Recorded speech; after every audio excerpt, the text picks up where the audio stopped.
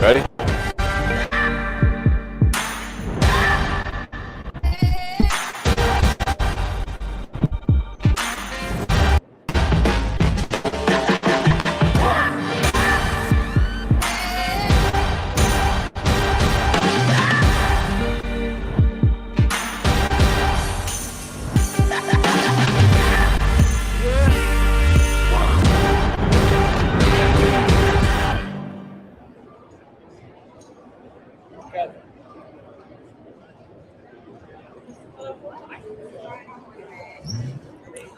All right, we are live here with the New Warehouse podcast at Manifest on site in Las Vegas. If you're here at the show, make sure you stop by. We're at booth 2308, but we got a good lineup of guests today for you. My first guest is going to be Joanne Strong from Deloitte. But if you're checking in, if you're listening, drop in the comments. Tell us where you're tuning in from. We do miss you here in Vegas if you couldn't join, but we're happy to bring you some coverage from the floor for those that couldn't make it. So let us know in the comments where you're joining us from, and let us know too what you want to know about here at Manifest. Drop some questions in there for our guest today, and we'd be happy to field those as well. So additionally, this week for news from the New Warehouse, because Manifest is all about breaking news, for us, we are making an announcement. We are officially opening the warehouse.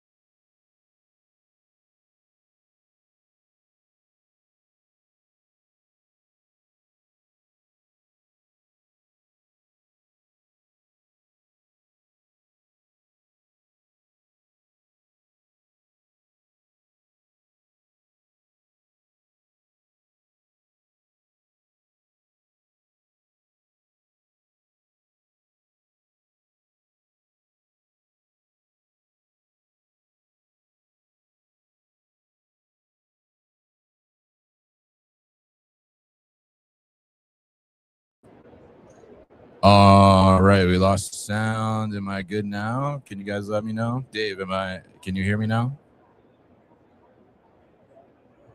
Check. Can you guys leave a comment if the sound is okay? Can you check it out, Ricky?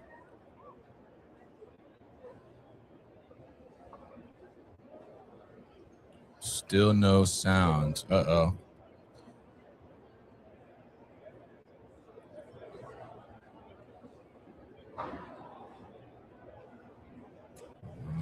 All right, you can hear now? We're good. Good? Can you hear? All right, cool. Sorry about that. You know, we are live. I guess that's what happens when you're live. So let's bring our first guest in here. And Dave, thanks for tuning in too as well and being our little sound check guy there in the comments. Appreciate that. And shout out to Philly and you guys out there as well. So if you have any questions today, make sure you leave those in the comments for our guests, and we'll be happy to field those as well. But we're doing the live stream today, and we'll also be out on the booths this afternoon doing podcasts, so you can find those on the New Warehouse as well.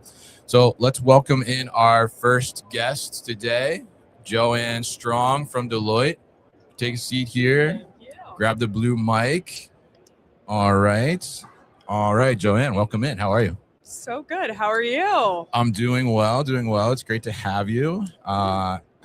It's like the first 5 minutes of Manifest officially, all right? So what's the vibe? What's the buzz? The vibe was the door was crowded. Everyone was excited to get in.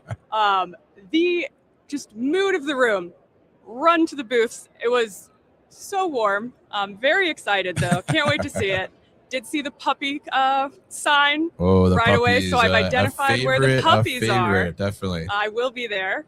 And then a lot of good automation kind of right up in the front to really draw your eye. All right, fantastic. So you're with Deloitte. So Yes. tell us a little bit for people maybe that don't think of Deloitte necessarily as somebody that does stuff with supply chain or warehousing specifically. How do you get involved in that arena? Yeah, absolutely. So at Deloitte, I am our WMS practice lead. And so we really stretch across the entire supply chain. We have a large kind of network optimization group. I specifically focus in our warehouse optimization, innovation, and implementation group.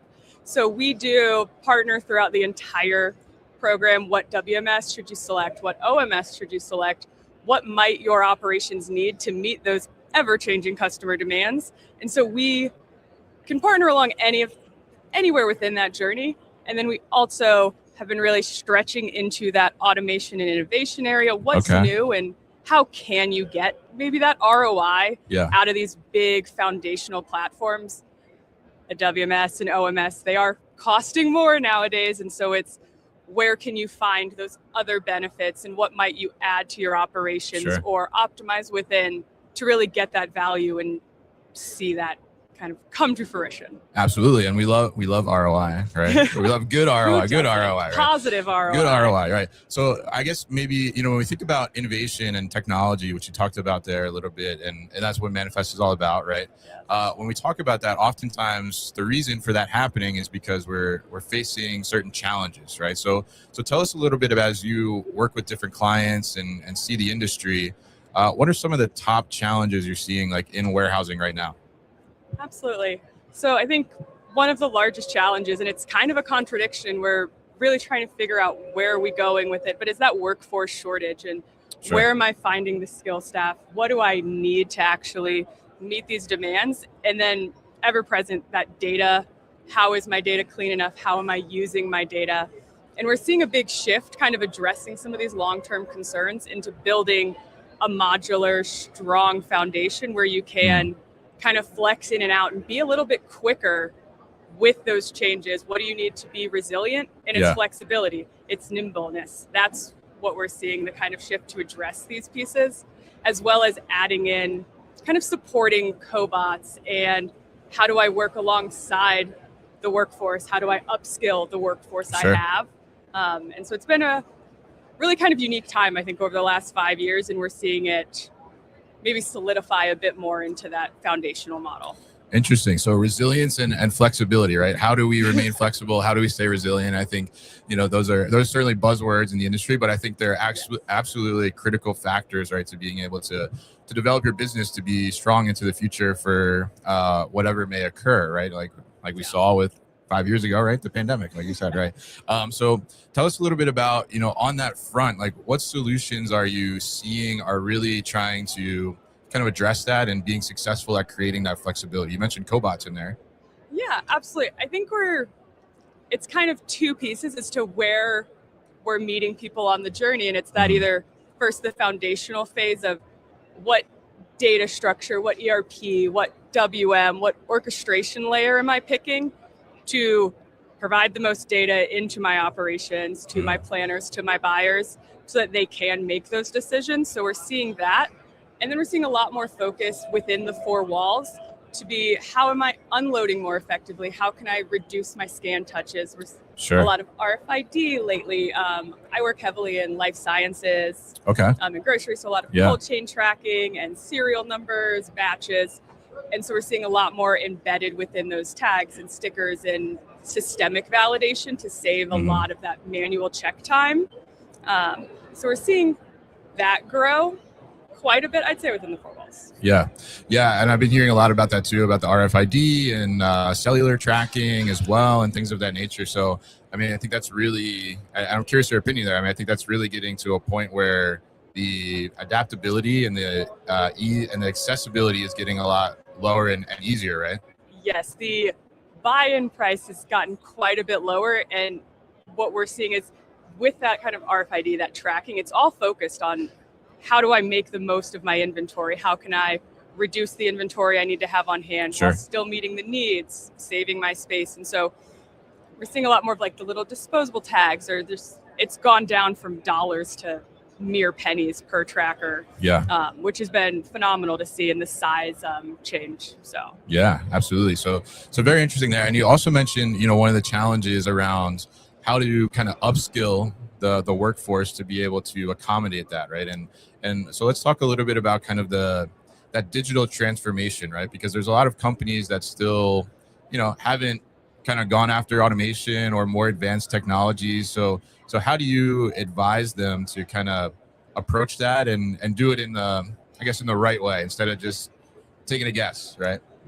Absolutely. I think that the overall strategy is maybe a really kind of core piece to the differentiator of, are you on a transformation journey or are you on an implementation? Yeah. And are you just plugging something in? And the biggest difference is bringing along your people. Who do you have? Is your IT partnering with your business? Are you partnering with your operations team? And really taking them on that journey. And we're seeing your IT enabling groups with your business partners are the most successful in kind of that long-term future, but also gaining the ROI. Yeah. While setting up that framework. Sometimes it's the simplest thing of out on the floor, they're saying, I have this one issue on my unload dock, and it's an easy thing. You think, oh, I'm just going to add in a little RFID and an auto scanner. Sure. And there's a few more complexities of some trucks are floor load, and so being able to have those conversations and connect the dots, I think, is what takes you from an implementation. Like we might be used to like 10, 15 years ago was plug in a big software and move on. Sure. Now it really you make it sound so easy. I know, it was so easy back then now. Yeah. But no, I think it's just the complexity and the amount of systems it takes to meet the demands and to be that strong, resilient, flexible company. No one pocket or one silo of your organization can really do it. Yeah, interesting. And I love that you kind of differentiated the implementation versus transformation, right? Yeah. So I'm guessing that kind of stems from people, just as you said, like just plugging things in and then realizing like, oh, that's creating an issue downstream or upstream, and now how are we going to correct that? So how do you, for somebody there, I mean, like, where is the real start of like the digital transformation? Like what lays the foundation? Absolutely. I think the biggest starting point for me is really kind of taking it back to the beginning. What are your use cases? What problems are you trying to solve? And getting that kind of extended stakeholder buy-in, like validating, is what I'm seeing matching what you're seeing? And are we feeling like our problem is I've got an outdated legacy system and it's going to expire in a year? Okay, well, that's just a fact that our legacy system is going to expire in a year. But what are our pain points within our DC? What are our pain points within our SLAs and our delivery times? And really taking it one step further. A lot of what I used to do maybe 8-10 years ago was expiring legacy systems, and I'm here to plug you into the future.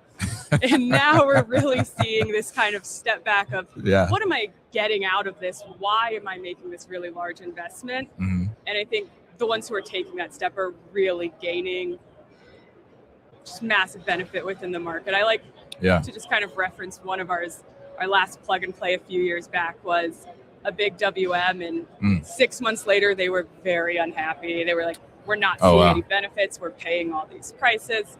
And we went back in a matter of 4 months, we're able to get their efficiency, their outbound picking, cases picked per hour, up 30%, just by a little bit of workforce management and training and taking them along kind of post the journey and saying, I know you weren't there the first time, but let's kind of go back and take some of those more transformation style steps and say, what do you need to see? Where are your pain points here? And kind of seeing it come to life for me was a big changing point of me. It's like, I don't want to do this again and have to come back. Let's get it right the first time. Absolutely. And we love to get it right the first time, right? Because we don't like disruption, right, in our warehouse operation. So I'm curious here at Manifest, is there any solution particularly that's got your attention you're looking to check out? I don't know if an individual solution, but I'm very curious in a lot of the orchestration layers and seeing how we can tick and tie a lot of these pieces together. Sure. And is it a missing key in that like modular type of network I'm really looking to build? Yeah. All right. Fantastic. Well, I'll be looking forward to hearing from you later on what you see that's interesting this week. But thank you so much for coming by and kicking off the morning with us here. Thank you for having me. All right, thank you. All right, that was Joanne Strong from Deloitte, bringing us that digital transformation information, and certainly loved her differentiation there around implementation and transformation. I think that's a very good thing to think about. How do we look at the long haul and the ability to make sure that when we do implement something that is fitting into the overall transformation and strategy that we are approaching here. All right, so we're going to bring our next guests into the booth here from Snapfulfil. We have Brian Kirst and Smita Raphael. And we're going to talk a little bit about what's going on with Snapfulfil. How are you both this morning? Doing well. Good to see you. You too. Good morning. Always somewhere other than New Jersey, I feel like. Yes. Yeah. Brian and I live 20 minutes away from each other, Yes. but we always have to go to other states to see each other. So Good stuff. yes. So great to get you in here. So for those that aren't familiar, just give us a little overview of Snapfulfil. Snapfulfil, it's a tier 1 WMS. We're in the cloud. We implement across different customer bases, whether it's 3PL, e-commerce, medical, food, etc. And we've been around for almost 50 years. But in the US, we're based out of Chicago. We've got a UK parent company as well. Sure. All right. Great. And it's great to always get you back on. I think we're making this annual tradition at Manifest, right? Yes, The better two than of Christmas. you. Wow. I'm absolutely Wow. flattered. That's great. Yeah. Thank you. Wow. Okay. So tell us a little bit about, Manifest is all about new, right? So what's the latest with Snapfulfil? What's going on? Well, so the one great thing about Manifest is we Yeah. kick off the year, kind of see what are the trends, what's happening in the industry, what's happening in the space. Sure. So we're releasing a market report out this year about resiliency within the operation, resiliency and downtime. I think it's perfect timing for that discussion. A lot of it, folks have been experiencing outages from either their provider or their cloud provider. AWS had some outages, and the impact on the operation is major. And we're seeing that it's top of mind for a lot of people, even more so than some of the AI activity in the space. Folks are really worried about the resiliency within their warehouse operation. So we went out, did a market research report with our partner Pesty, and so the results are here. Stop by our booth 178 to check out the report. But we're really excited because it plays really nicely into some plans we have at Synergy around product. And what we will address with some new product releases coming out in the spring. Oh, okay. Oh, we're teasing today. Tease. Okay. So from the report, I mean, obviously, like you said, I mean, downtime, resilience, right? I think everybody's talking about resiliency and how do we create that in the supply chain as a whole, maybe even just in life, right? Too as well. But when it comes to from a warehouse perspective, tell us a little bit about some of the findings in there. What were some of the key takeaways in regards to downtime and resilience overall? So a number of findings around that has been, what have been the disruptors? The biggest one really being around, cloud, your internal network, external network, your internet service, power outage, cyber attacks, right? All of these have been major disruptors. And so around a warehouse, really, I mean, if we're thinking about systems and we're going in to replace things like paper picking and stuff like that, we need to be more resilient than the cloud. So what would the solution be? Is it a hybrid solution? Is it something else? And so I think taking care of each of those pieces of disruption. And then the other piece over there is the areas, right, where it's been the most disruptive. Is it shipping? And most of our customers, or most, the results from the survey have been around, it's carriers and shipping. I can't get stuff out the door when a network's disrupted, or my picking isn't, I've got these at-risk shipments. How do I get them out, picking, put away, inbound, etc. And so kind of focusing in those areas and see how we can kind of help with, making sure an at-risk shipment, when there is a disruption, gets out with no, pain. Yeah, absolutely. Yeah, I think one of the other interesting areas that you'll see in the report is how folks are tracking the cost of downtime. Is it something they're tracking as part of their business planning, or is it something that's very informal, or something they don't pay attention to at all? Yeah. I think the more sophisticated operations are seeing that the cost of downtime is significant for the operation, especially in the 3PL environment.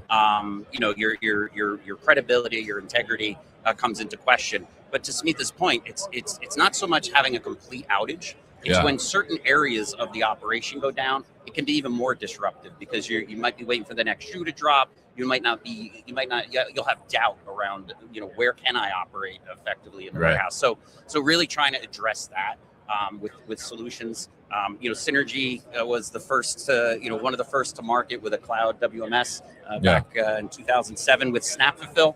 So we're expecting to be as forward thinking this spring when we bring forth our new product. All right, well, we'll be looking forward to that definitely. But I'm curious, Smita, you mentioned like a hybrid approach, right? Like a hybrid WMS kind of. So what does that actually mean? What is that? Well, so we've seen in the past year a couple of big cloud providers, going down for whatever reason may be, right? And then their customers just in absolute panic.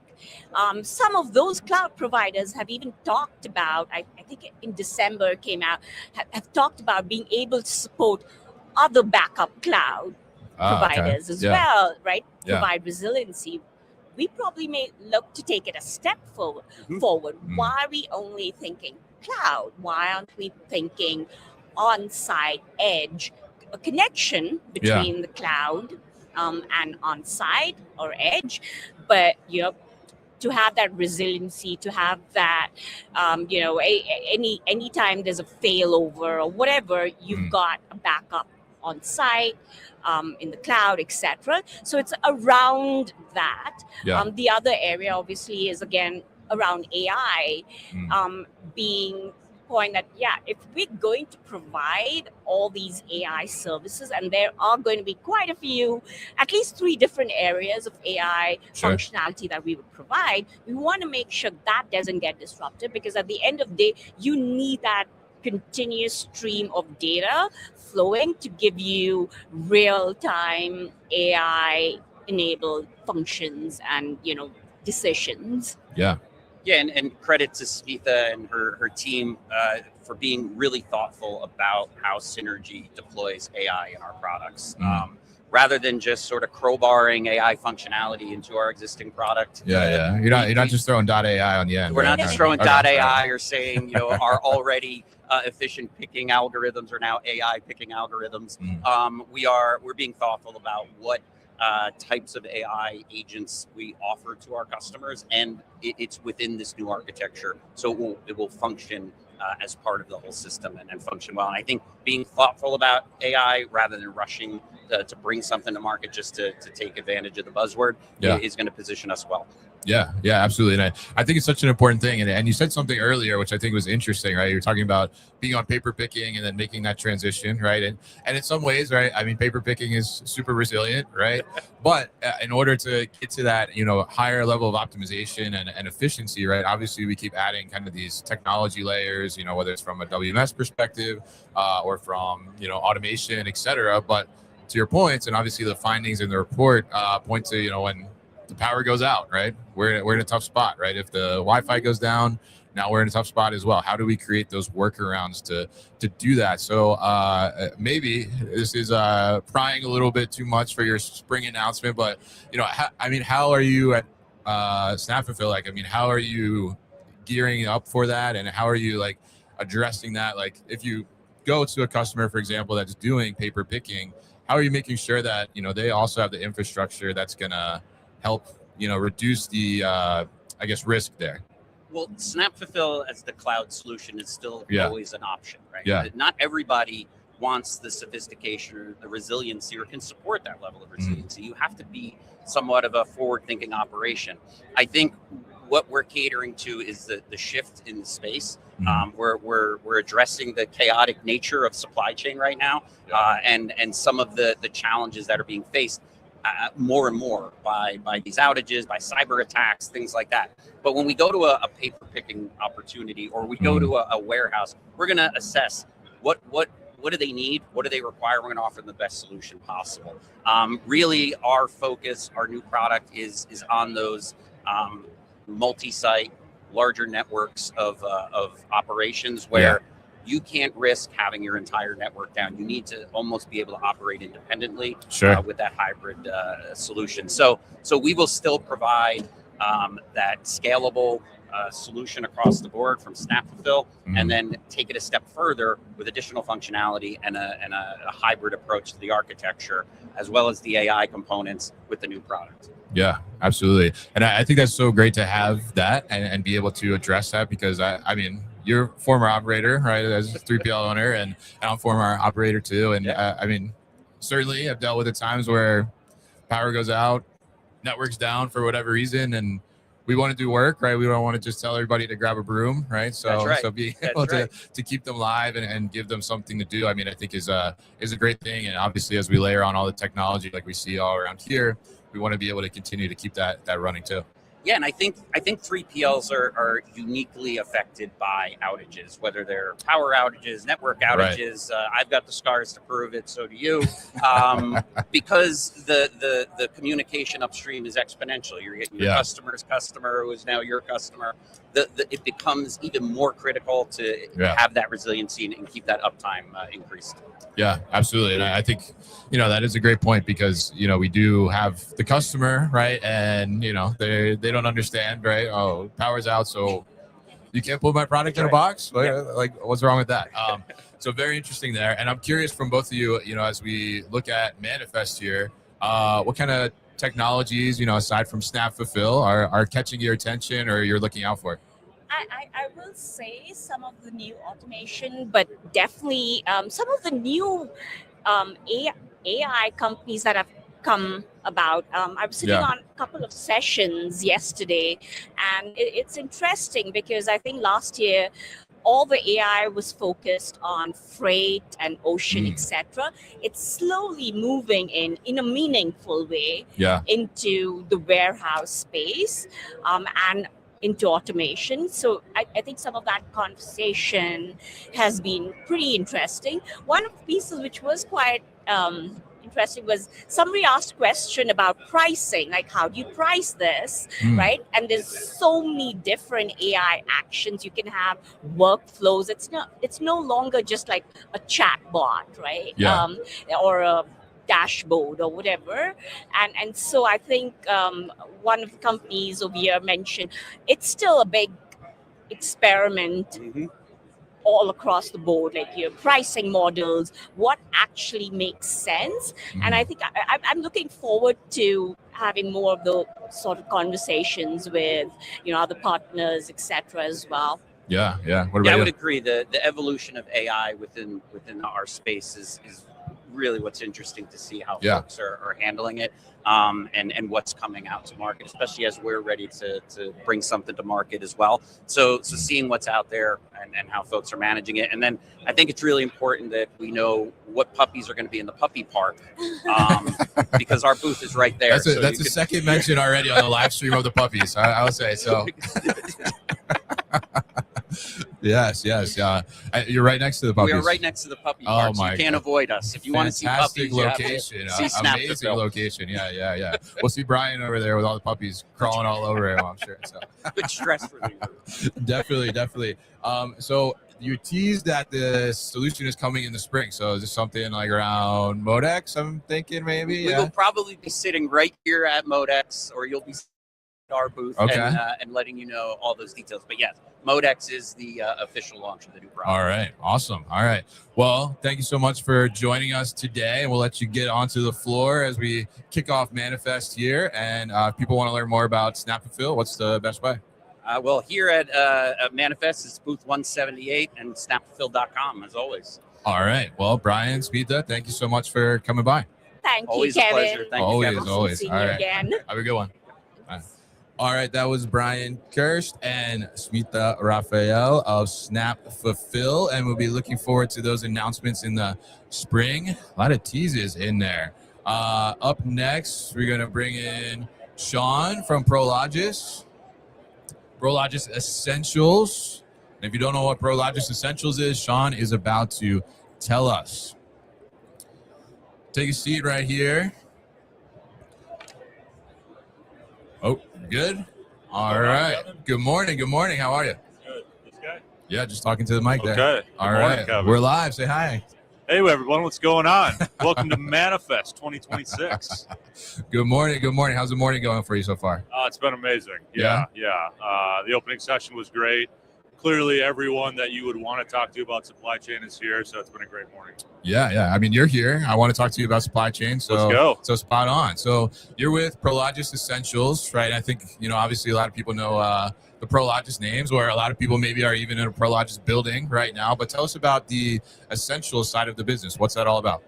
Yeah, absolutely. So Prologis, large real estate company, 1.3 billion square feet, right? Yeah. The equivalent to 33,000 football fields, to put it into context. Wow, Super Bowl, baby. Super Bowl context baby. there, yeah. So, a large footprint. Obviously, we have a good grasp of what's going on in supply chain, and the Operations Essentials program, specifically, really here to help our partners and our clients move in readiness. We've kind of gone from this world where warehouses were boxes to really now they're these power intensive, data intensive, really platforms. So our team is really here to help with move-ins, understanding what you need to get ready, kind of minimize that risk to get things set up.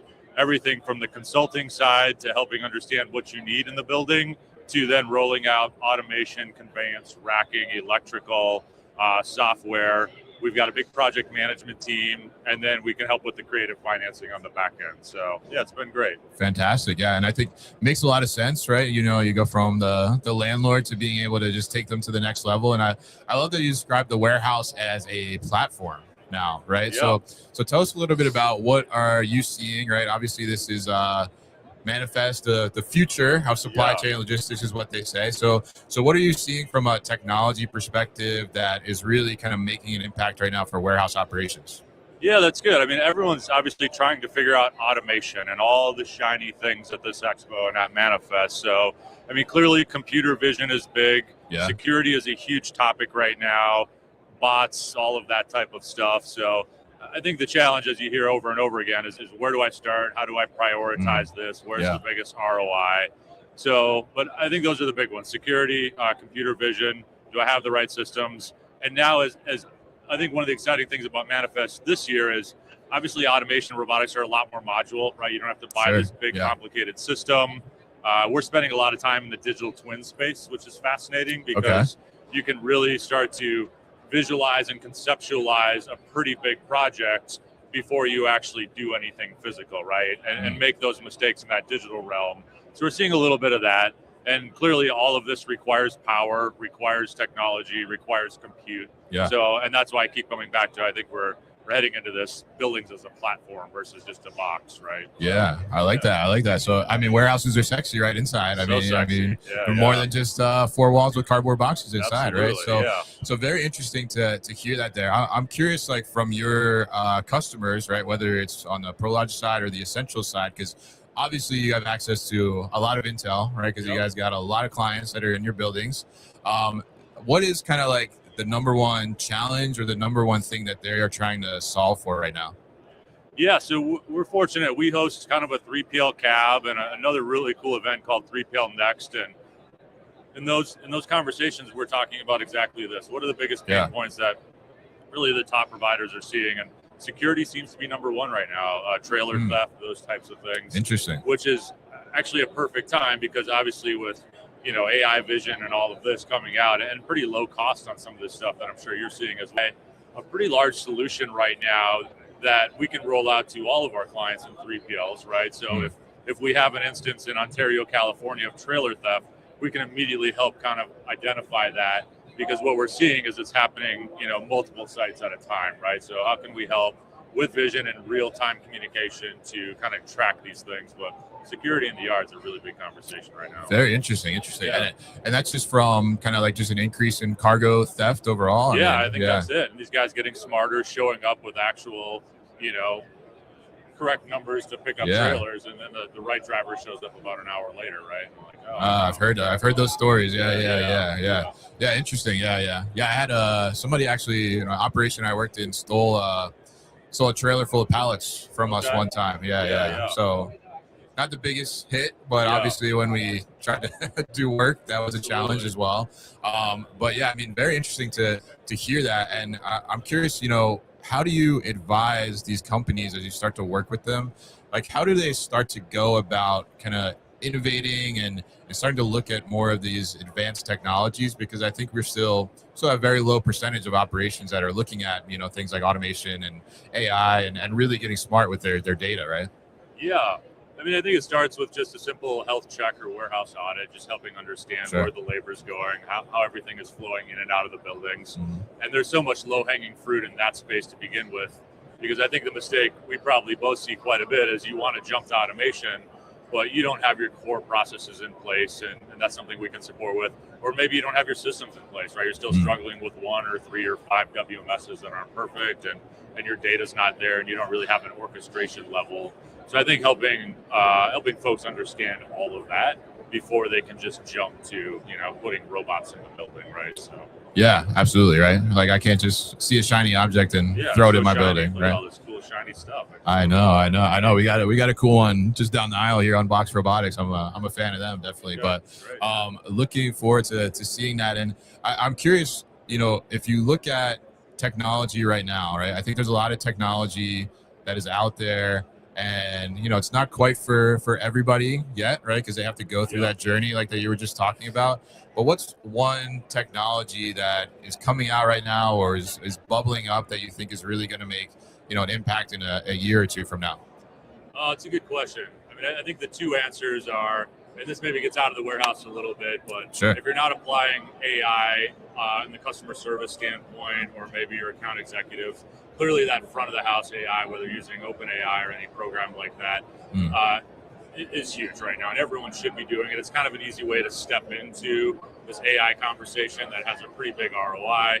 Clearly on lead gen and the sales side, there's a lot of really cool stuff happening. So I know that's a little bit out of the warehouse. I think then when you back into the warehouse, I mean, I've been bullish the last year or so on pallet movers, right? We have so many of these tote movers and each picking cobots and all of this stuff. But the amount of large pallets and the ability to eliminate labor when you're just moving large pallets around a big warehouse. So 4 or 5 platforms here that are doing that. But I think that's an easy one where you can bring in hardware, test it out, and really move some stuff without having too much conflict with your labor itself.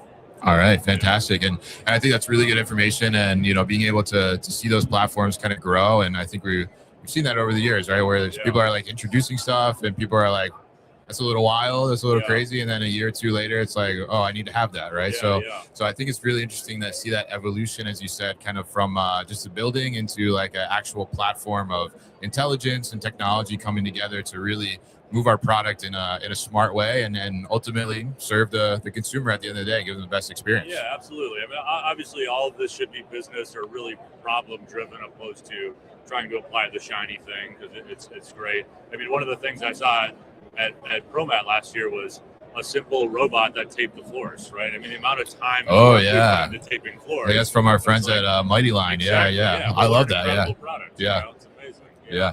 I think the Picklebot guys that are here are great too, right? Oh yeah. Clearly unloading containers, and just that whole lumping scenario is so labor intensive and a lot of turnover. Yeah, huge turnover. Anything you can solve in that space is great. Yeah, absolutely. All right. Well, fantastic. Thanks for coming by and sharing your insights with us. So Prologis Essentials, you don't have to be a Prologis tenant, right, to work with you. So how do you engage with Essentials? Yeah, we've got about 10% of the global footprint in industrial real estate. So there's another 90% out there, and we're doing a lot of work both in our clients' buildings and outside. So that end-to-end consulting, providing the products, the project management, and that financing, we can do that really for anyone, and we've got a great program. So and also unique, because typically when you look at a consulting firm, they may end at, here's what we recommend, and we can kind of pick that up and do that full implementation and delivery as well. So. Oh, end to end. Okay. All right. I like that. All right. Well, thanks so much for stopping by. Good to see you. Happy we could get you on. So definitely check out Prologis Essentials. And Sean, enjoy the rest of your show. Appreciate it. Thanks, Kevin. All right. Have a good one. All right, that was Sean from Prologis Essentials, giving us some scoop on what he's seeing out there from warehouse operators. And I think they have such a unique perspective because they have just so many tenants, right, from the Prologis side. They're able to see that. So really appreciate his intel there as well. Up next, we got Jeff here. So come on in, sir, from Camelot 3PL Software. How are you? Good to see you. Take a seat here and grab the mic. Thank you. Good morning. Good morning. Good morning. How's Manifest going for you so far? Good. I first just want to say how I get to speak to a legend, logistics legend. I mean, I watch you all the time, and this is fantastic to even be here. Yeah. Now So you can watch me up close right here. I know, right? yeah. It's a personal experience. Yes. So I appreciate you coming by. You're with Camelot 3PL Software, Yes, right? thank you. So tell us a little bit about that, because we haven't had you guys on the podcast before. No, so not yet. Yeah, so give us the overview. Yeah, so Camelot 3PL Software, we've been in business for over 41 years in warehousing and WMS space. So we focus solely on third-party logistics, multi-tenant warehousing. Billing is a very strong point for us, and we're also adding a lot of automation. We do integrations for our clients, so a very strong EDI tool internally, so we don't have to go to third parties for that either. So overall, just a really good tech stack as well. Being on a Microsoft tech stack really adds to the security and the data privacy for our customers too. So sure. So catering specifically to 3PLs. I know we got a couple 3PLs watching. Sure. Dave that was checking in earlier. So tell us a little bit about, what are you seeing are some of probably like the top challenges for 3PLs right now? Yeah, so speed to market for a 3PL, getting a new customer, getting integrated quickly, right? That's the name of the game these days, and you got to be able to process orders fast and get them set up in the warehouse efficiently. And that means both in terms of storage configuration, so you have to be efficient, especially if it's going to be high volume shipping, but even low volume shipping, you still have to have very good warehouse configuration to make sure you can process orders through efficiently and accurately, and then being able to set up the system quickly and being able to configure it without having to call programmers to come custom program everything can actually speed up go-to-market strategy. So that's sort of a top challenge that our clients have been facing that we've been able to help solve for them. So really just getting them to just get move faster, quicker. Yeah. Interesting. So that speed to market, I mean, certainly is critical, right? Especially when you're getting new clients. And obviously we're seeing, there's a lot of shift happening in the 3PL industry too, with some big players shutting down. And obviously those clients need to find a home, right? So the quicker they can get onboarded, the probably more likely they're going to go with that 3PL because they need a place to go, right? So that's right. Speed to market definitely critical. So tell us a little bit about like what you're doing on the data side, right? Because, I think that 3PLs, they obviously, need to manage the physical good flow, right? Sure. But as with the supply chain, right, we have data flow and information flow as well. So how are you helping to enable them, harness their data a little better? So data it's our customers' data, and it's their customers' data. Yeah. You have all this sales and shipping data and all this inventory data, and you need to make it actionable. So there's a lot of ways that we help with that. So on one hand, we have to make the data visible and transparent to the client. So what do we have in the warehouse, and how can we ship what we have? So you have to have online portals, and you have to have EDI that actually provides that traceability back to the customer, whether it be lot traceability or expiration date tracking, making sure that you're shipping out the correct product to the right people, but also the data that we have to look at to execute on. Is our warehouse even efficient? So you have to look at efficiency data of our labor workforce. We'll talk about labor more in a moment, but also like just, are we meeting our customers' SLA? Like, I think that's really the important part for a 3PL because if I'm not meeting their SLA, or even worse, my customer's not meeting my SLA. And what do I mean by that? I've, quoted you recurring storage rates, but you're not turning inventory as fast as you're supposed to be. I have to hold them accountable just as they hold me accountable. So being able to have metrics available for our customers in a scorecard is really important. So that helps them basically bring their operations to a certain level of standard that they can hold themselves and their clients accountable through their QBRs, or quarterly business reviews. And the way we do that is through dashboards. So taking the data using a variety of different dashboard types. Power BI is a very strong one that we typically use often. Because you can do a lot of data modeling, and Microsoft loves it when we use their Power BI platform. I'm sure they do. They own it. But we're also rolling out a new companion app this year that has even better metrics through a scorecard system. Oh, really? Okay. That's going to be a really cool offering this year. So interesting.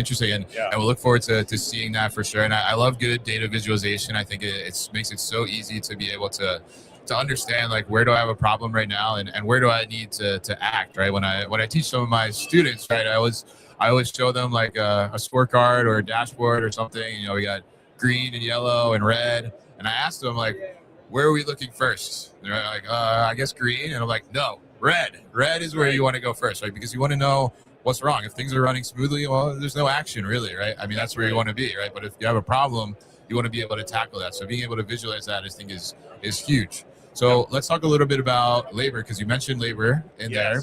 What are you seeing on the 3PL front around labor? And are we still seeing like the same amount of challenges? And how do you address that from a software perspective?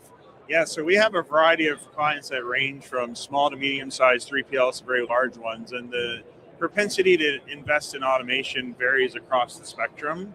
So when we look at labor utilization rates, you're really looking to optimize the efficiency of throughput. Throughput is essential for these warehouses to actually make their labor costs actually generate their revenue and not have to keep incurring additional labor costs. So adding more systems in place, whether it be semi-automated systems, where we're talking in front office applications for document management, or even like AI to read orders in, kind of like an AI order agent, that will really help reduce the amount of labor you need to just type in orders. But then on the warehouse floor, you need automation to make sure that you're reducing total distance traveled by the folks in the warehouse, so that you can actually increase throughput without increasing labor cost. So there's a couple different ways that you can look at making labor work for you, instead of having to just spend more money on people to get the job done. Yeah, absolutely. And those people are not as easy to come by anymore too as well. So the more you can do with the existing workforce that you have, I think the better. So it's great to hear like how you're enabling that. That's right. So let's talk a little bit about 3PL billing, right? Because we talked about data, right? Obviously a lot of that data goes into the billing side as well, but you need to be able to capture that information to make sure you're billing for the right things, and making sure you're actually billing too on some instances, right? So how do you help 3PLs get better at their billing and making sure that they're doing things accurately, but also capturing things that maybe otherwise they wouldn't have thought to bill for? Yeah, so we see a lot of clients that will come to us and they run billing once a month. They handwrite stuff on picking tickets, they handwrite stuff on receiving documents, and they tally it all up at the end of the week or at the end of the month. And the amount of charges that they're leaving behind is anywhere from 5 to 15%, just because they have non-automated systems to capture this activity. And a lot of in the 3PL, it's all activity-based billing, because they're just offering a value-added service. And I have to make sure that if you're doing the service, I'm at least accounting for it. Now, you're either going to account for it in a flat rate, or you're going to account for it on a per activity basis. And unless you're really good at estimating, which many 3PLs try to, in fact, the IWLA offers a really good rates course to help these 3PLs estimate the rates better and make sure that the charges are correct. But if you can't get it perfect, then you have to have activity-based charges.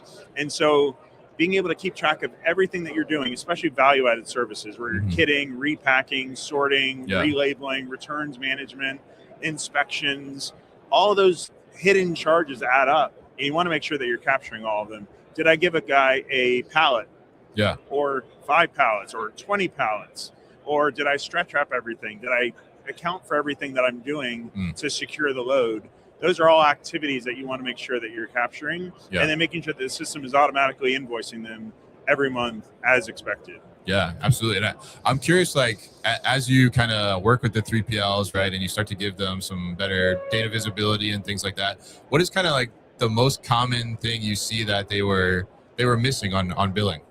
Well, they don't even know where they're at midway through the month. Like, are we even going to be hitting our budget? Like, We want to know month to date right now, where's our revenue and what is it going to be in terms of demand. So being able to just see that ahead has been very helpful for our operators to make sure that they have the right people in the right place at the right time. Yeah, absolutely. And I'm curious, like, because obviously you talk to a lot of 3PLs, right? That's your focus for sure. So, aside from like the software portion, what are you seeing a lot of 3PLs in terms of like, what are they thinking about like physical automation? Like we see, some robotics here and things like that. What are they saying about that? And are you supporting those integrations from a software perspective at all? What does that look like? You see a lot more on the picking automation side. I think that's the biggest thing. Recently, a lot more on the camera vision AI in terms of document management. But on the picking side, rolling out more efficient picking systems. Semi-robotics, we've been looking at maybe like the Locust Robotics style, goods to person, and then maybe even the people to goods. We're looking at different options there. And our 3PLs just really want to be more efficient because at the end of the day, they have space. And they make their money on space density. So if you could really improve their the SKU density and where they're picking, you could reduce travel, and then you could add some automation to there, whether it be maybe a pick to light system or even a pick to cart system. That's what we've been seeing a lot lately. All right, fantastic, definitely, and really interesting to learn from you and kind of get the kind of inside look specifically at 3PLs because we have a lot of 3PLs that listen. Shout out to our 3PLs out there. So appreciate you coming by, and if people want to learn more about Camelot, what's the best way to do that? Yeah, well, visit us at www.3plsoftware.com or come follow me on LinkedIn. Camelot 3PL Software on LinkedIn. We try to put some podcasts out ourselves, just not at the frequency you do. And but no, we're going to be at the IWA convention in just a couple months in San Antonio. We'll be there too. So come stop by and see us there. All right, fantastic. So thanks for coming by and enjoy the rest of Manifest. Thank you so much. All right, great to have you on. Right, take care, everyone. All right, Camelot 3PL Software. Make sure you check them out. And thanks everybody who has tuned in so far here today on our live stream here at Manifest. Up next, we got Slip Robotics gonna come into the booth and talk to us about their loading and unloading robot and the newest instance of that, which is their Slip Lift. So we'll get them in the booth here.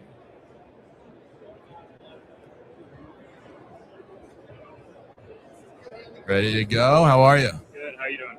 Good. Good morning, Chris. How are you? This is Chris from Slip Robotics. Yeah, Mason will be joining us too, so he'll be here in a second. Oh, Mason's coming by too, so we're going to get two people from Slip Robotics here. So tell us a little bit about just your Manifest experience so far. I know it's early, but it's been busy. No, it's been really busy. Yeah, so it's been good. Lots of people here, which is good. We announced a product last week, so it's the first time showing it very in a while. Cool. Yes. So Slip Lift, which is basically a decoupling of our solution where the robot decouples from a tray to load that into the trailer. So pretty interesting, more applicable for like distribution use cases. So excited about that. Yeah. So tell us a little bit about just Slip Robotics in general for people maybe that are not familiar, and kind of like where it started and what kind of was the foundation for creating this company. Yeah, so my background's mostly in kind of supply chain. So I was at Cummins in their inbound logistics, and then at Tesla in factory design. And so, I saw the problem of loading and unloading a lot. Basically we would load a truck for a half an hour, drive it 5 minutes down the road to unload it for half an hour. And, did that 20 times a day in some cases. And so that's a crazy amount of labor for a 5-minute move in the supply chain.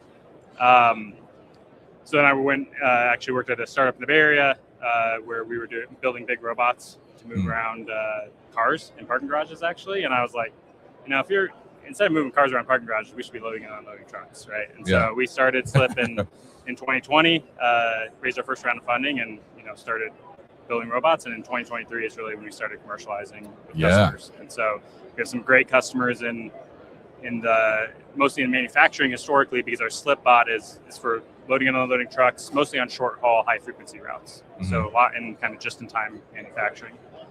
This new product that we just released is kind of more the focus for distribution because it lowers the cost of the asset that stays in the truck, which makes it more economical for those distribution use cases that have longer routes. So, yeah, absolutely. I think it's such a genius idea, right? I mean, it's very simple, right? I mean, the beginning, right? I mean, it's just like a very large platform, right? Yeah, essentially, for people that haven't seen it, but definitely check it out if you haven't. It's very cool. It's essentially it's just a very large AMR, basically, right? Very large AMR. Yeah. And it's it's about 17 feet by 8 feet by 14 inches off the ground. Yeah. And that makes it and it has a huge payload capacity, right? So like our slip lift product has a 20,000 pound payload capacity. Yeah. Which is for an AMR a massive payload. That allows us to get. Sorry, I'm late. I bring you a gift though. Bring you a gift. Oh, I bring you a gift. Mason here, also from Slip Robotics. Unbox this live here on Unbox it live. We'll see what you got. All right, let's see what we got here. It's got some bubble wrap, nicely packed. So battery. Wow. Yeah. You got your battery. I usually don't get electronic things. Got to have the battery. Good. A remote control. Oh my gosh, Where's this going? And then we got the suspense is killing all the watchers. Yeah. Oh. So what you see there is your very own mini slip-bot. My very own mini slip-bot. Wow. All right. All right, so we were just talking about what it looks like. That's so this what it is looks perfect, like. right? Perfect timing. So this is the mini slip-bot here. Oh, wow. It even has like the multi-directional wheels on it and everything. Omnidirectional wheels. This is incredible. I love it so much. Thank you very much. This is a great gift. I'm going to put like my dessert on here. Yeah, there you go. Deliver it to the table at the end of the night. This is very cool. Yeah. So this is essentially what we're talking about here, the slip-bot, right? So this is kind of a replica of what it actually looks like. Right? It's a big platform, so you load your pallets on top of here, right? And then you guys have additional accessories that go on top too. Tell us a little bit about that. Yeah, so we can put a rack on top so you can double stack freight that you normally can't, and we can put a bin on top so you can put parcel or loose loaded stuff in there. Yeah. So very cool. So love this. Absolutely. Let me put this down here, right? So very cool. Thanks so much. Worth the tardiness. Definitely. I will say. Of course. Nice work. Appreciate it. So Mason, tell us a little bit about your role at Slip. Yeah, you just came in here. Mason Cole, I'm the head of sales and solutions here at Slip. So been with the company for about 2.5 years. Was brought on to help commercialize in mid 2023 and help bring the product to the market. So that's what we've been doing the last 2.5 years. And it's been a great ride. It's been a lot of fun, and with the new product launch, it's taken us into some new markets that we're pretty excited about. Yeah, absolutely. So let's talk a little bit about the slip lift itself, right? Chris was just starting to talk a little bit, and then you came in with this awesome surprise. So, so slip lift obviously announced last week, right?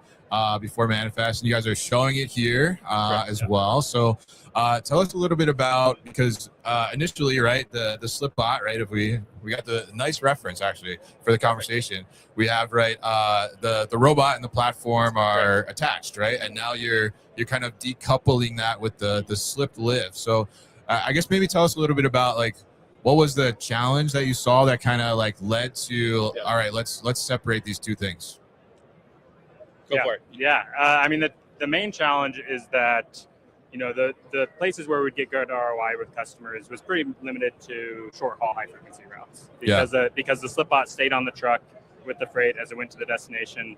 So basically your robot was moving 5% of the time, right, from a utilization standpoint. Now we could still get really good ROI and do get good ROI with our customers with that in the cases where they're doing short haul, high frequency. However, we wanted to make sure we could address other customers with that same 5-minute load and unload that we do with SlipBot. And so that's where Slip Lift happened. It's super difficult to make a super high capacity robot that can go over a dock leveler with a bunch of freight and do that in a way where you're not 30 inches tall, right? To handle all the breakover and approach. And so it took some great engineering to do that, but I'm super excited about what we're coming with, which is a super low profile, heavy capacity. So to Chris's point, current SlipBot is going to exist, and it still exists because it does what it does well, right? Sure. It's short haul, high frequency shuttle routes. That's still going to be the better solution. But talking to customers, they say, hey, we love this.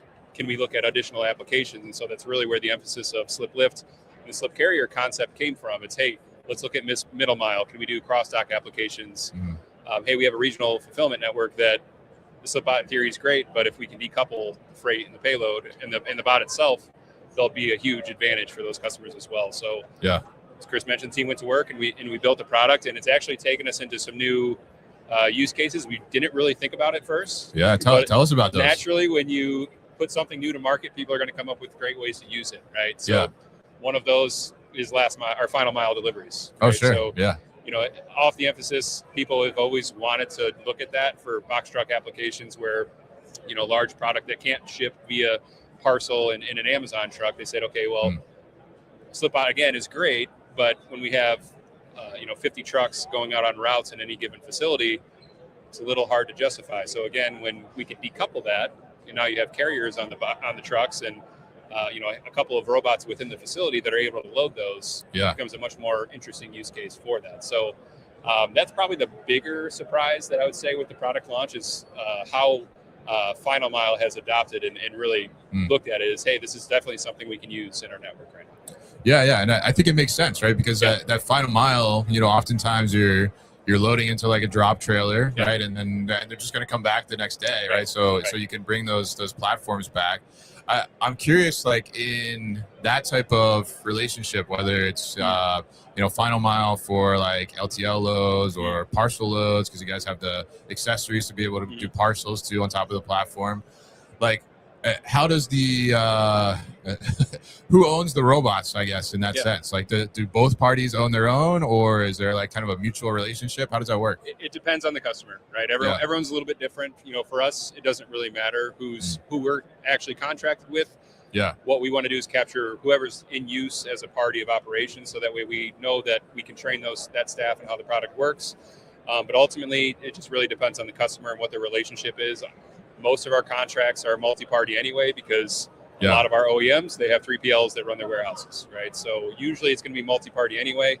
Sometimes even 3 people involved, with the trucking company being additional parties. So simplest path forward for the customer is how we want to work, and so that's usually how we approach it. But ultimately, we still want to make sure all parties are captured, just so we can make sure that training and everything else is associated with anyone that's using the product. Yeah, absolutely. And I think it's fantastic, and I love to see how you all have evolved over time, right?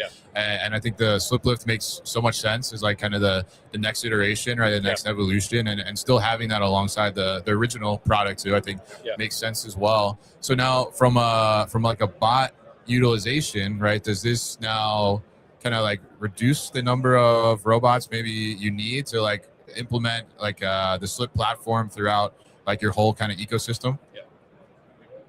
In some applications, yes. Right? So like, and that's not typically in the applications where we've deployed slip bots, because in those applications, like they are high enough frequency where you need a more expensive slip lift at the same quantity to do it. Whereas the slip bot is really good in those. Slip lift, because you're decoupled, you basically need the number of carriers that you would need slip bots in that new application, right? And so now, fortunately, you can have a little more flexibility because you can have a couple extra for peak demand in an easier way than you can with slip bots, right? From a cost perspective. A good example that I like to use is, think about a hub and spoke model, right? You have a main distribution center, and then you have regionals that are going to distribute to the different parts of the country. So your high volume site is where most of that throughput is going to happen. Whereas if you were to use slip bots and you're distributing to 15 different sites, the ROI starts to break a little bit because of how many bots you're going to have circulation, right? Where in reality with slip lifts, now each facility has a bot or two that's going to essentially allow the throughput to still happen. And then the tray and the carriers are what's going to scale in the network itself at a much more economical price, right? So you can kind of touch these larger networks overall, where again, short haul, high frequency, slip bot's still going to be the main product that we're going to lead with there. It's going to be these multinodal type networks where it starts to scale a little bit better from an economics perspective. Yeah, absolutely. And I think it's fantastic to see kind of everything that you're enabling within the space, right? And obviously, making it super easy for the user to be able to do that.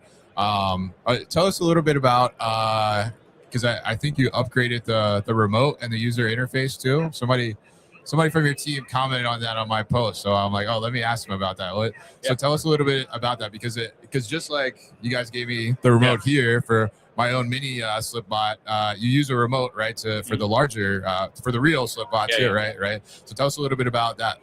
Yeah, so ultimately, we want the user experience to be simple, right? Anyone should be able to learn how to use the product in less than a minute. And that's why we do these kind of demos at trade shows like this, because we want to show the effectiveness of how that works, right? Yeah. I always compare it to driving a forklift, right? Driving a forklift is not necessarily easy. It takes a while to get good at it, and it takes even longer to get good at loading a truck, right? So we want to completely eliminate that to where anyone can actually utilize the product. And so with that, we've kept user interface in mind. And so we want the controller to be as simple as possible to use, right? Especially in today's day and age, most of the work generation have grown up playing video games. We want it to almost be that similar kind of experience, right? To where the controller will only let the operator do things that are safe and possible, right? So that's essentially what we want to do for the operator itself. But what we've updated with the new products is the ability to select, hey, I want this bot to go under this tray. And we have additional software releasing later this year that'll actually allow users to control multiple bots at the same time. So additionally, cutting down additional time of handling the product itself, which will save just additional time on the dock. Yeah, absolutely. Yeah, and just real quickly on that too, so right now we are autonomous in and out of the truck with the controller, right? If you tell it to enter, it lines itself up and goes into the truck. It's same thing with the tray now. Yeah. So you basically tell which tray, it's going to line itself up and go under that tray. So there's so those hard things where there's really tight tolerances, those are autonomous, right? Yeah. But then you keep the flexibility around the dock with the remote control by being able to tell it with the remote control where you want it to go. Yeah. And we wanted that dynamic control intentionally because, as you know, the dock is a dynamic environment. It's never going to be, it can get a little wild. It's never ever going to be the same. So we want operators to have that adaptability and that ability to control the product, use it where they want it and how they want it. Yeah. But automate the challenging parts, right? So that's really what we want to shoot for. Yeah, absolutely. And love to see the continued evolution of Slip and the different use cases that come out too. Like, I think, my mind is always like spinning with how could it be utilized too. And I love the Slip Lift evolution as well. So looking forward to jumping over the booth and seeing it in person. And we'll certainly get some video for everybody of that too as well. So Chris, Mason, definitely appreciate you coming over to the booth and talking to us, and absolutely appreciate this mini slip bot. This is probably like this has got to be like one of the coolest gifts I've gotten. So if you're at the show, really stop by. We're giving those away, but you gotta participate in something, and we'll be handing them out. Oh, there you go. If you're watching, you're gonna be here at Manifest. Go to their booth, and you may have a chance to get one of those yourself. So appreciate you guys coming by.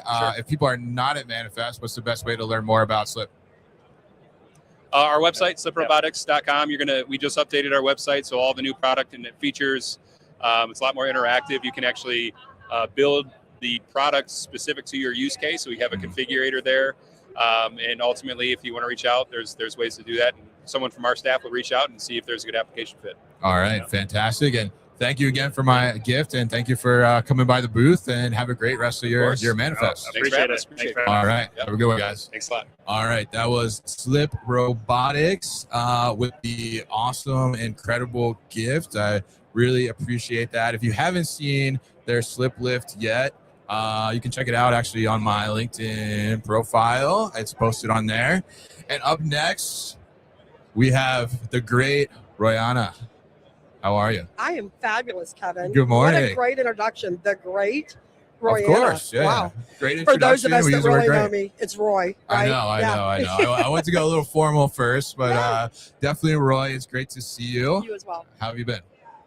Wonderful. I seriously have. Like, it's exciting what's happening in 2026. It feels like some of the stall, if you will, right? Or just that stagnant feel of what are we going to do, where are we going to go with everything that's going on with the administration is finally lifting a little bit, and so it feels exciting. Momentum's starting to pick up again, and it's nice to see everybody on the show floor. Yeah, absolutely. And you're with Ocado Intelligent Automation, right? So for people that maybe are not familiar with Ocado, why don't you just give us like a brief overview of what y'all do? Sure, I would love to. Ocado's main goal in its mission is literally just to change the way customers shop. Period, right? And we do that through an orchestration of solutions that are founded in software, right? And we're orchestrating software to then enable our artificial intelligence knowledge and robotics, okay? And we're doing that with automated solutions, in distribution and fulfillment. So think about the different channels in which customers shop, whether that is online, whether it is in store, whether it's a drop, they're picking it up somewhere else. I don't care where the channel's coming from. What I'm trying to figure out is the best way to execute getting that order fulfilled off of a floor, Kevin, and do it efficiently to not impact labor and deliver it efficiently for SLAs. Yeah, absolutely. Because that experience at the end of the day, the consumer experience, right? Yes. Is the most important thing, right? That makes or breaks the business at the end of the day. So love that you're supporting that. So tell us a little bit about the specific solutions that you offer within automation. Yeah. So the OIA portfolio has grown over time through some acquisitions that Ocado made, right? So Ocado has a high-end grid, right? An ASRS, which we call it OSRS, Ocado Storage and Retrieval System. I like that. Why? Yeah. It's founded in that software again, right? So unlike other providers that are providing high-end hardware automation, ours is based on that foundation of software and then building that hardware around it to meet the ever-changing needs of the different vertical workflows. So number one, high-end grid, right? Yeah. High volume, high throughput.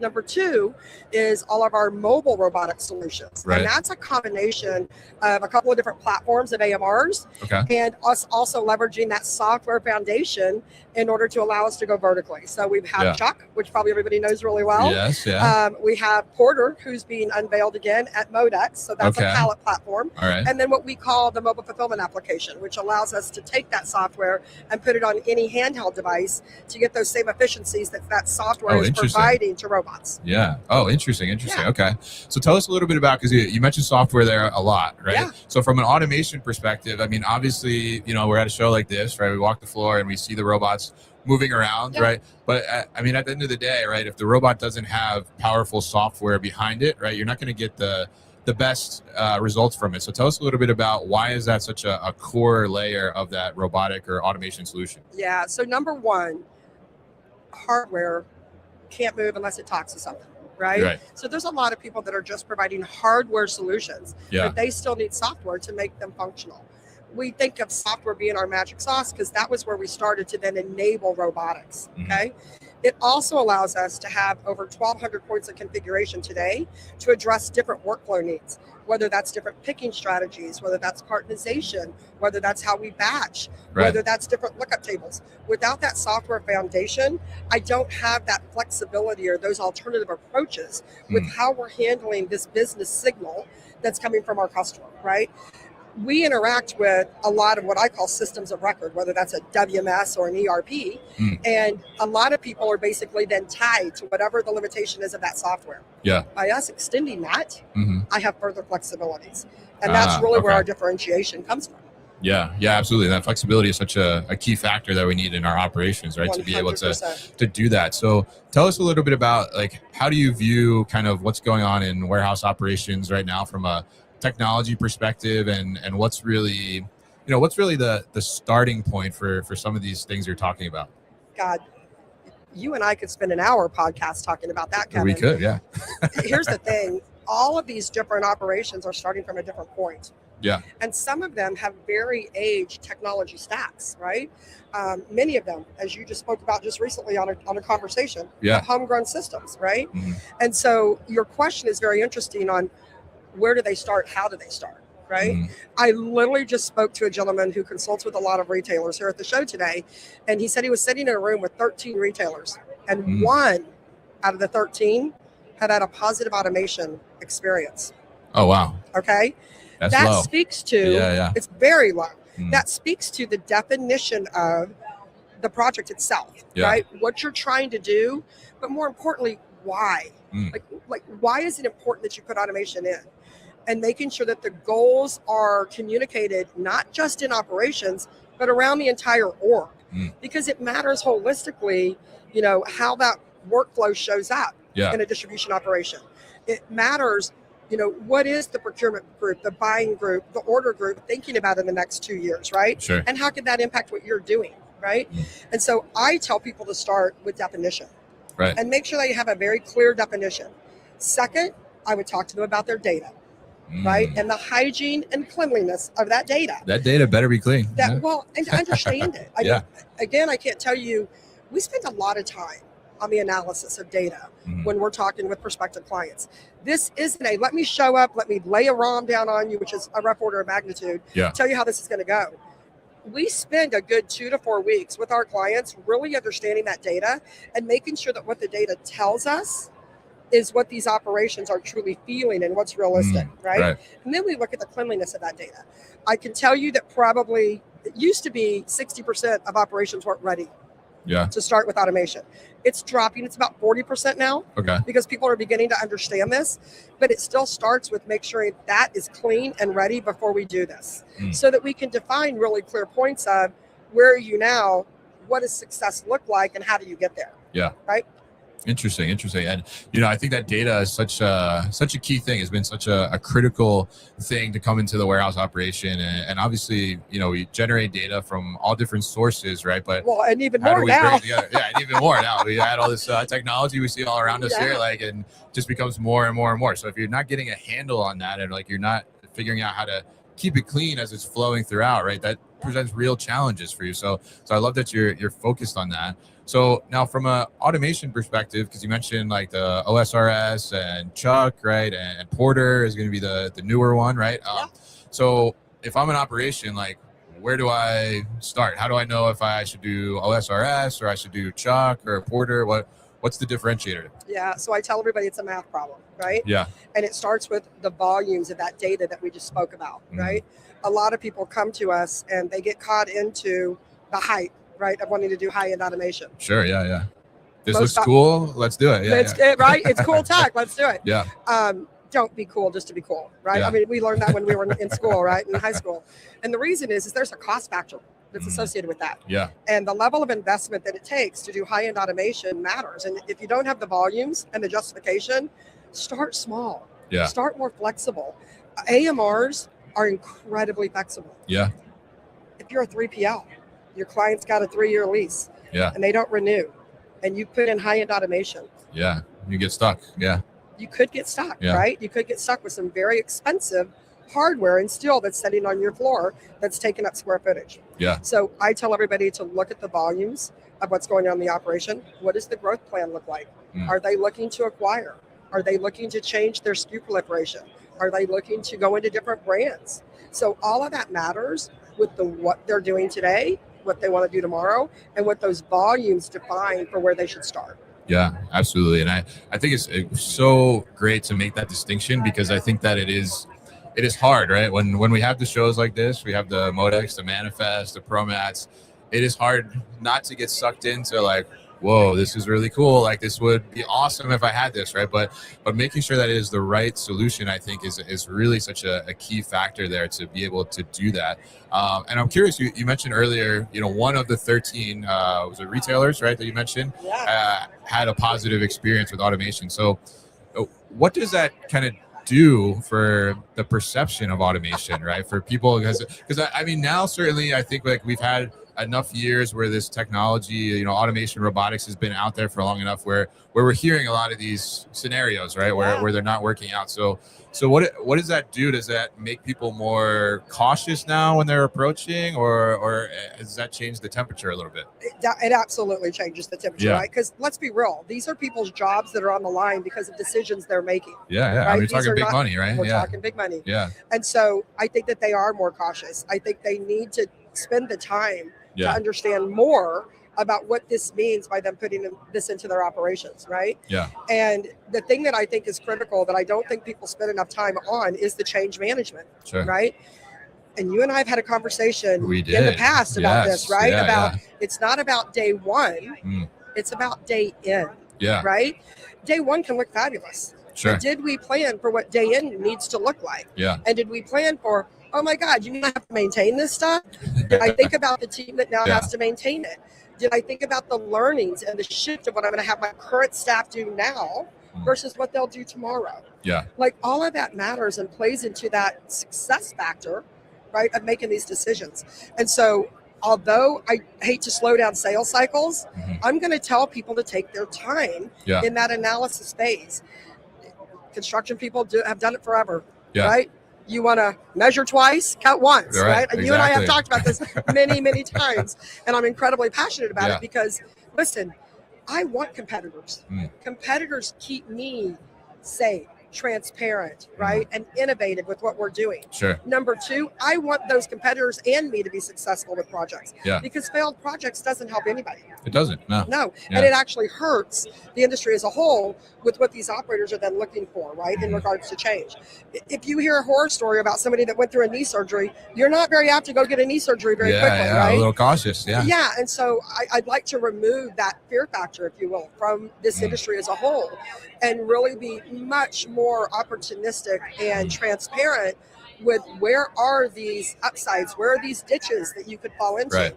And Kevin, you know that I come from a background of implementation. Yeah. And it's why my passion is here and why when I moved over to the commercial side to really make customers focus on that so that they can have that success story that 1 out of 13 had. Yeah.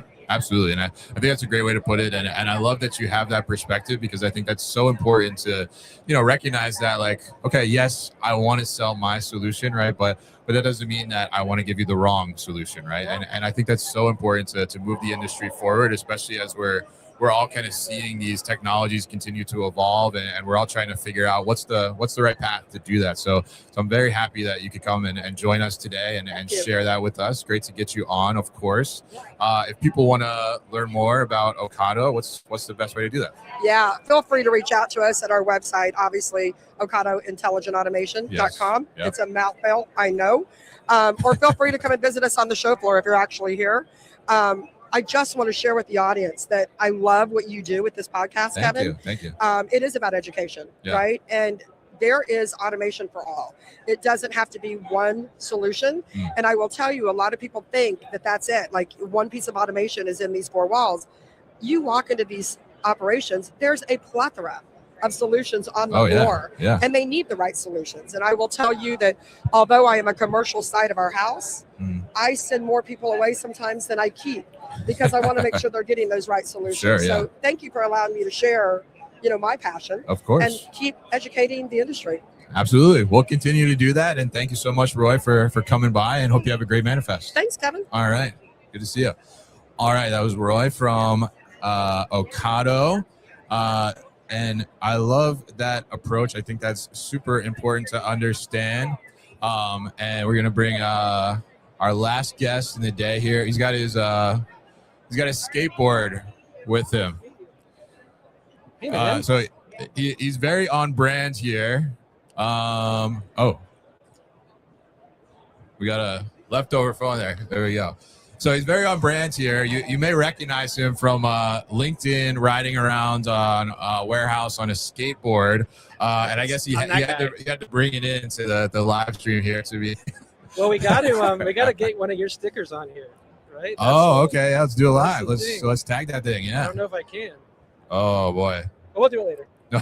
That's not interesting. No pressure. So we got Macon Stokes here, CEO over at Amplifier in Austin. So great to have you, man. Man, I appreciate being here. Absolutely. We're happy to get you in here on the live stream. And so tell us a little bit about, I guess maybe for people that aren't familiar, haven't seen you riding around on your skateboard on LinkedIn.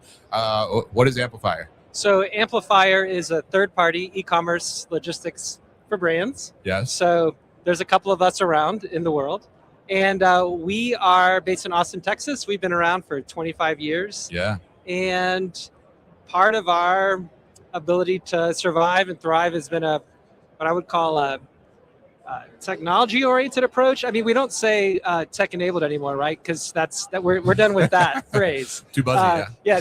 Like everybody's tech-enabled. I use a browser, so we're tech-enabled.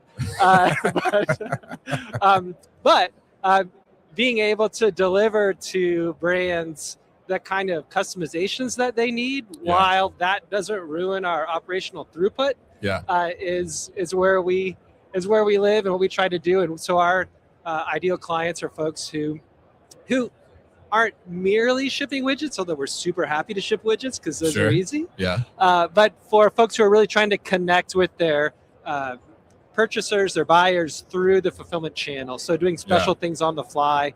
That sort of approach has been why we do what we do. It's some people really like putting things in boxes. We like putting unexpected things in boxes from the brand side, not where they want it to happen, but the customer's unexpected. Sure. Nobody wants a wrong picked shipment, but we like putting the cool stuff that a brand wants us to put in it. Yeah.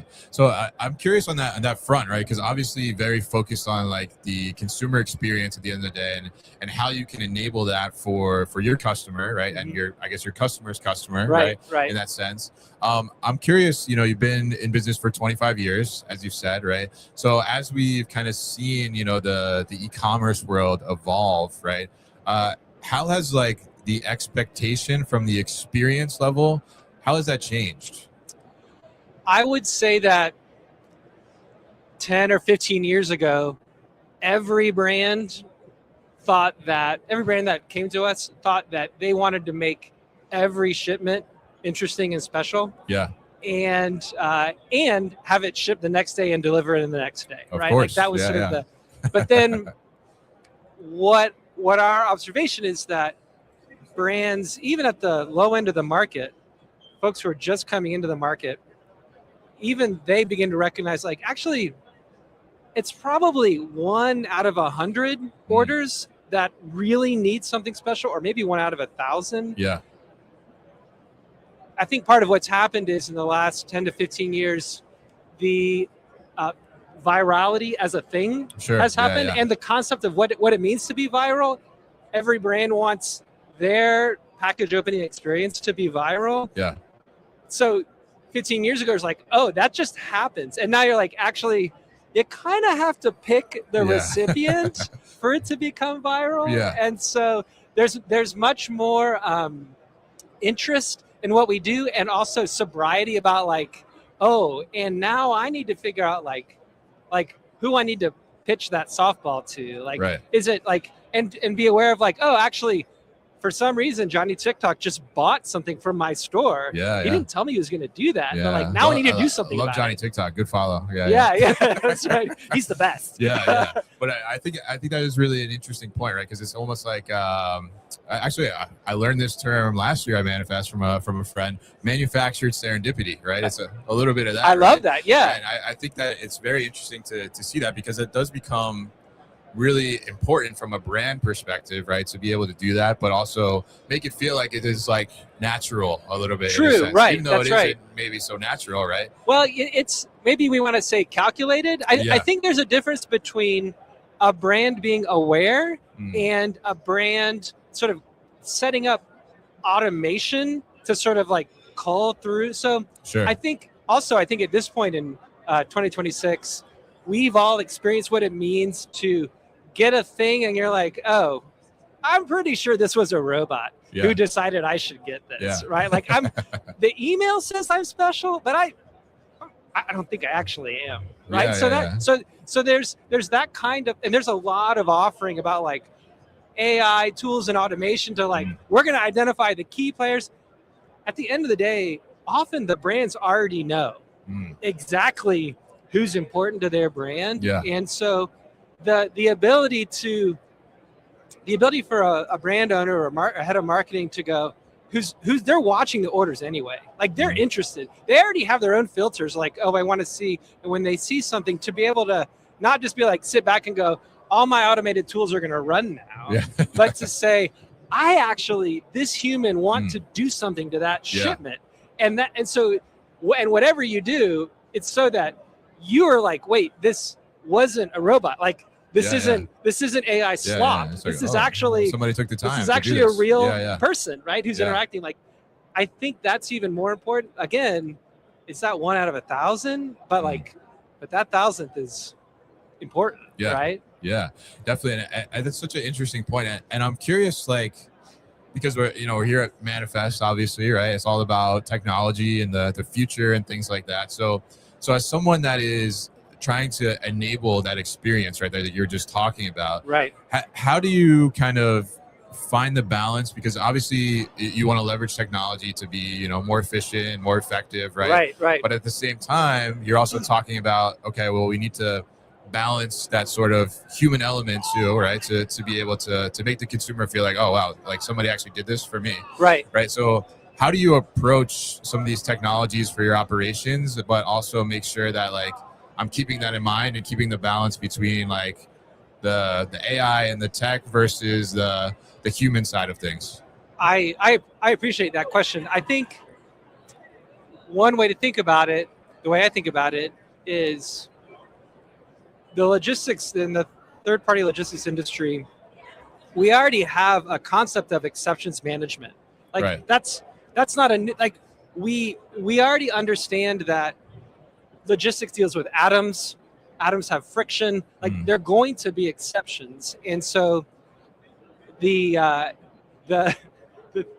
3PLs who survived 25 years have learned to handle tell us the secret. exceptions. Yeah. Right. Like, and it's not, and anybody who's been around for that long knows actually the way you learn that is you fall down a bajillion times. You're like, oh, well, we didn't plan for that because that was an exception. So it's like over time you learn, like you sort of get the catalog of exceptions and you build your workflows to deal with it. Because forget putting something special in a shipment. Like order comes in, creates a shipment, we're doing our picking, and something happens in the path of that picking. Like you have an exception.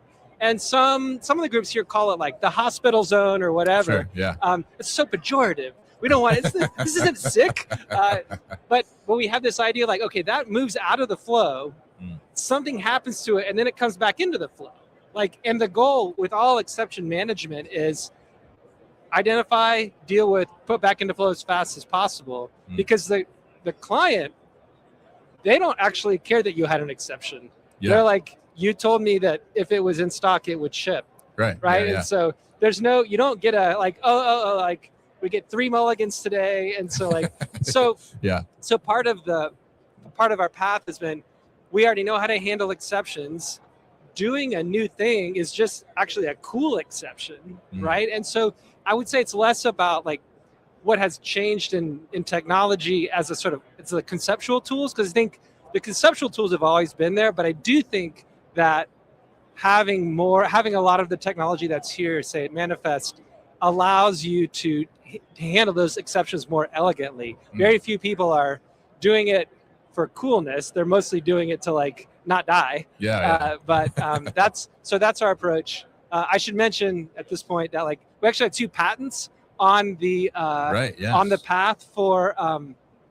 We have 2 patents on affecting an order, a shipment, mid-flight from the brand perspective to add something relative to the customer to it. So there's both like one, it's crazy what you can patent. And 2, like shout out to the patent people, like, man, you can do a lot of cool stuff. You let us do that?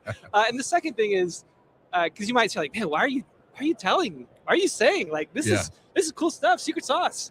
Like, okay, like, do try. Like, it's hard. It's work, and operations people don't want to do it. They're like, no. The answer to exceptions is shunt it, deal with it tomorrow, keep the flow. Like, we're doing 10,000 things here. Why are you bothering me about one? Right? That one might make a difference. Yeah, absolutely. So love that, and love the patents too as well that you've created there. So I'm curious, like, here at Manifest, right, as someone that is actively probably looking for solutions, right, or ways to improve your operation, are there any companies or any like specific technologies that you're coming here to check out? I am interested in the autonomous carts. Okay. I'm very interested in the automation that requires a low level of integration to begin. So we run a sophisticated tech stack, and I also appreciate, like, man, having an autonomous cart is going to have value, even if it's not plugged into that. We would plug it in, but still, like, I am less interested in the robotic technology that sort of comes with, we're going to come in and basically take over all of the systems of your warehouse. And I don't have anything against it. I'm just not as interested in that, right? So looking at that, I'm fascinated by these, the little ski-looking robots that like pick up a pallet and like move it around. Oh, the Felix? Yes. Felix? That is so cool. That is, I would say those are, I think, just like bonkers. I would say, like, they're a little crazy. Yeah, we'd love to see them. I think they only work with like Euro pallets, though, as my understanding. Oh, is that true? Yeah, yeah. I've got some Euro pallets. Like we can make it work. Do I need to convert to Euro pallets? Yeah. We can see you riding around on one of those, right? I have. What the first thing I thought was like, I wonder if I could stand on one of those like a skateboard. Yeah. Can I skate that? Yeah. Yes, exactly. Will it skate? We should have a new whole segment. Yeah, yes. yeah. Will it skate? Yes. Will it skate? Love that. So love to hear the approach and what you're looking at here. And Macon is one of our founding members of the Warehouse Innovators community. Yeah, so tell us a little bit about, maybe you could tell us like why you joined. Why I joined? Well, like fundamentally, like I trust what you're doing. Like you as a person, right? Yeah. Like, and so I've watched you deliver. I mean, I've watched you deliver value for free.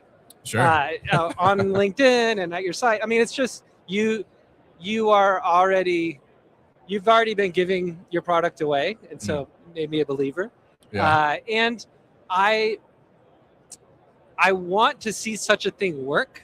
Yeah. I'm not sure if it's a feature or a bug. It may just be a fact Yeah. of the nature of the market of a 3PL e-commerce logistics company, like whatever all the buzzwords we want to describe our particular market, it is a fact that it is difficult to connect with peers, because maybe this is one of the features, one of the facts of the market is the market is so broad. It's broad from a like size of brand, so people shipping one thing a day to people shipping 10,000 things a day. Sure. It's broad that way. It's broad from people who are servicing like beauty to people who are servicing a generic sort of approach. Right. It's broad from like 1 to 5. Like it's hard to know. We say things like, oh, on one day we say, oh, I got a lot of competitors. And another day we say like, no, I'm actually like niche in this market. And it's just hard to know whether you can trust a peer. Right. And because there are in the same like any universe, like there are delightful and good people. Yeah. And then there are people here like, I don't want to do business with them. Right. Yeah. So I think that's part of why we need such a thing. Mm-hmm. And I think part of the value that you're bringing, that I'm trusting you to bring, is that it is a safe environment to be us in that environment. Sure. I think that's the difficult part, is like, is it really safe for me to be here? Like, it's safe. Yeah. It's very safe. Yeah. I feel very safe there.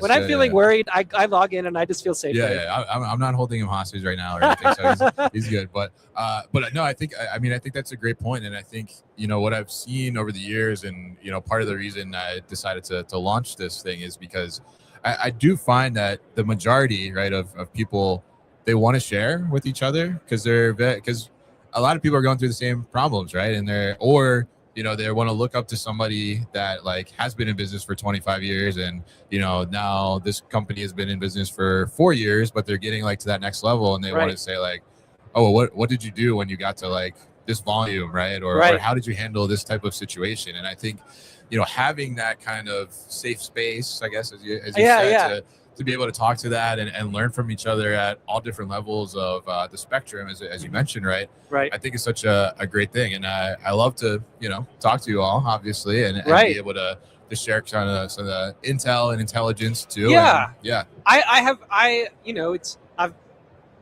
I've been in it for the, a week. Yes. A week has been a week. Man, Yeah. It feels like months. I don't know if that's good or not bad. because of you, because of me. It's not you, it's me. Yeah. I have gone from like, oh, let's see what happens here, to like, oh, Kevin posted a thing. Like, let me go like see what he wrote about. Yeah. Like that's I've enjoyed that, and I appreciate that it's not just like, oh, you spit that right out to LinkedIn. Like, no, like you wrote that for me. Yeah, okay. I came to you first. Yeah, I appreciate definitely. that. Absolutely. So happy to have you in there as a founding member. Of course, that is the Warehouse Innovators community that we're talking about. And I'll be posting more information about that this week for the masses. Last week we did kind of like a soft early launch for founding members like Macon. Right, yeah. But really appreciate you coming by. And, what would be your top piece of advice for people that are looking for technology in the 3PL space today? I have been struck this year by the fact that whatever your WMS is, it doesn't have, for lack of a better term, the business knowledge that's happening in the rest of your business. And so a lot of the solutions here are you've got your thing that creates shipments. It might even do rate shopping. It might even do some fancy stuff around inventory and shipments. Yeah. But you have business rules. You as the 3PL and your brands have business rules that need to inform what's happening in that. Mm-hmm. And a good WMS won't have a place for that because those are business rules. They're not moving atoms around rules, right? And so after you find a good warehouse management solution, finding another system, and people call them different things, but another system that lets you pick up data from other systems that you've got or just other humans and inject it into what's happening into your WMS. So for example, like you might have some rules which say, we only ship to Dubuque, Iowa on Tuesdays. Yeah. Right? Like that's just part of your brand, right? Yeah. Sorry, Dubuque. Yeah, sorry. I mean, but they're going to be great. It's like a WMS doesn't have that concept. A WMS has, hey, here's a shipment. Let's do it. Yeah. Right? And there's the inventory. Let's add to it. And frankly, you don't want to load those rules into your WMS. You want your WMS to be clean. Yeah. But you need a bunch of rules that will then allow for, well, don't send that order to create a shipment to your WMS until it's Tuesday for Dubuque, right? So whether that's an order management layer or an ERP or a warehouse, communication system, whatever it is, like that at the fundamental level, you probably do need some level above, outside, around your WMS to pick up your business rules to inform your WMS. Yeah. That's what I would say when you're walking around, especially if you're getting going and you're like, man, got WMS. Oh wait. Yeah.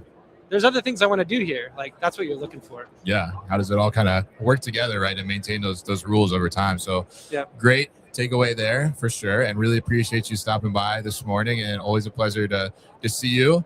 If people want to connect with you, I would tell them to jump on LinkedIn, right? Yeah, go to LinkedIn, Macon Stokes, just MaconStokes. I'm on there. Macon like bacon, right? Exactly so. There we go. All right, great to see you, man. Thanks a lot. All right, that was Macon Stokes, the CEO of Amplifier. And we were talking about our Warehouse Innovators community, which I mentioned in the beginning of the stream here. It is for warehouse operators only, folks like Macon, people that work in 3PLs, people that work for retailers and are looking at technology or just improving their operation overall. Would love to have you. So make sure you reach out to me. These are exclusive invitations, and they are going to a select few to start out. So if you are interested in getting on that list, then make sure you reach out and let me know, and we'll tell you all about it, and make sure you get your invitation. But that is it for our first day at Manifest here on the live stream for the new warehouse. If you tuned in late, you can watch the replay on YouTube or LinkedIn. We will also be cutting up these individual interviews and edit them for people to rewatch at a later date or reference. So if you were at Manifest and you didn't get a chance to check it out, you'll be able to do that as well. But big thank you to all of our guests today for coming in. And also a big thank you to everybody who tuned in, watched, listened, commented. Appreciate you. And we will be capturing some more content for the podcast specifically later today and tomorrow. And we might even go live tomorrow from the floor as we're moving around to give you a view into some of the startups that are here to be able to see those as well. So really appreciate everybody's support on the New Warehouse, and make sure you check out the New Warehouse on your favorite podcast platform or at thenewwarehouse.com, and subscribe to us on YouTube and follow us on LinkedIn. Appreciate everybody for tuning in, and have a great rest of your day and week. Talk to you soon. Bye.